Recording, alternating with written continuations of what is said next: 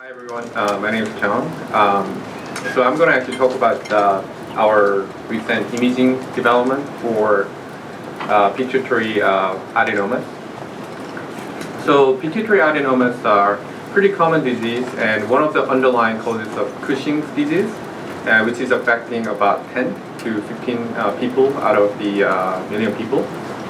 MRI has been a great tool for detecting the presence of the adenoma, but because the tumor appearance is actually pretty small, we called it as a pituitary microadenomas. Typically, MRI is not able to provide enough resolution to be able to detect the tumor. So because it doesn't have enough ability to say it using imaging, so the current standard is actually very invasive. So the surgeon is actually multiply the slices and also explore the pituitary gland directly. So this is a very invasive process, and also it has a lot of risk to damage the tissue. So because of that, we try to initiate the kind of ways, or think about the ways to develop a much higher resolution MRI technique to be able to detect the pituitary microadenomas. In particular, in this talk, we're going to actually talk about our custom coil development so that we can actually increase the SNR and eventually improve the spatial resolution. The key component is actually we make the coil to be very small and flexible so that we can actually attach it to very close to the pituitary so that we can improve the SNR and eventually, like I said, improve the spatial resolution. So to understand it, you need to understand the trade-off between the resolution and SNR, or signal to noise ratio. So in MRI, major limitation of the spatial resolution is actually noise issue. So you can increase the resolution, but then the pay is actually you are having lower SNR, or signal to noise ratio. So in other words, if you look at this left side, it's much lower resolution, so you don't really appreciate the boundary or tissue information. Whereas the higher resolution imaging, you can clearly see that the tissue structure is well depicted. But if you look at the overall background tissue, you can see the right side has much higher noise level. In other words, low SNR. So this is a trade-off, and sometimes this is MR physics, so you cannot really overcome unless you have a new coils or new device or something. So to understand the SNR better, I'm actually going to briefly explain how you understand or how do we get the signal, and then why the noise is an issue. So the signal reception in MRI is typically based on Faraday's laws of induction. And simply speaking, you can think about MR signal as a sound. And then the coil could be considered as an ear.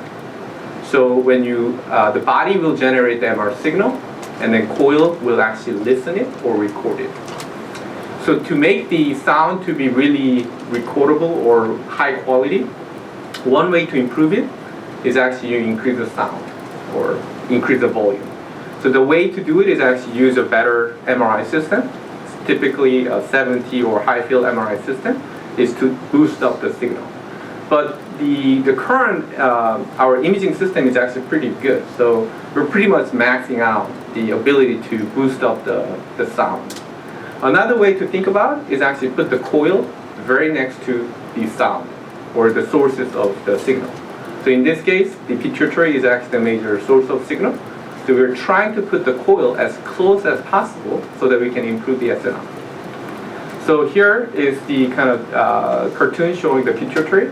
So you can see the coil, it will be, the conventional coil will be around the head. So there is a distance from the coil to the pituitary.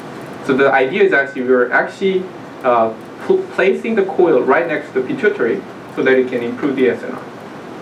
So here's the design concept of the flexible custom microcoil. This is about the quarter size, and so that we can actually place it to the pituitary as close as possible. This is again the CAD drawing of the prototype coil. We're actually hooking up with the Siemens MRI scanner. So we also built a interface, and also that interface will be connected to the smaller coil. And this is a kind of sketch of how we're going to actually connect it to the Siemens scanner platform. Here's the prototype coil. So you can see this is a coil interface and the connector, and this is about size of the quarter, so that we can actually attach it to the pituitary. And this is the combined version. So this is so far. The future direction is actually we completed the prototype coil, so we're going to actually finish the electronic testing and also perform the SNR comparison with cadavers. And also we're going to apply the MR reconstruction technique to improve actual spatial resolution. So this is kind of interesting history. So the Dr. Bergschneider had an idea or somewhat complaining about the current situation. So we initiated the project, and then Dr. Candler from the electrical engineering, he has an idea of the flexible small coil information. So we started work together, but then one of the missing portion was actually we need to find the interface connector to the Siemens scanner. So we tried to reach out the coil lab at University of Utah, and they were able to build a interface side. And truly this is more about the interdisciplinary research project. And luckily we got the funding for the creation of the prototype coil, and we're actually looking for the future fundings as well. So thank you.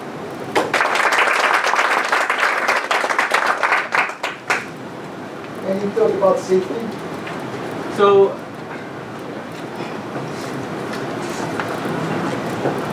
yeah, that's a great question. So we're actually relying on a lot on the coil lab. So they have experience on the custom coil development. So what they say is actually the vendors have very strong safety guidelines. As long as we're not really kind of creating too dramatic approaches, it should be okay.